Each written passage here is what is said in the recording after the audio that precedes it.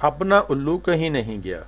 जी हाँ, आज हम इस कहावत के पीछे की एक कहानी को जानेंगे, जिसका मतलब है कि मतलब हर हाल में निकल ही आएगा।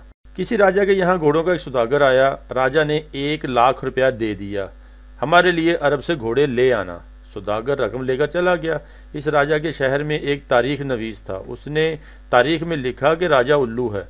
राजा को मालूम हुआ तो तारीख नवीस को बुलाकर पूछा, तुमने राजा उल्लू है क्यों लिखा? तारीख नवीस ने कहा कि यूं ही ना वाकिफ आदमी को लाख रुपया दे देना उल्लूपन ही है या अक्लमंदी। सौदागर पागल नहीं कि 1 लाख की रकम घर बैठ कर ना खाए और आपको घोड़े लाकर दे दे। राजा ने कहा कि अगर वो घोड़े ले आया तो? मौर्रख ने जवाब दिया कि फिर आपका नाम काट कर उस जगह उसका नाम लिख दूंगा।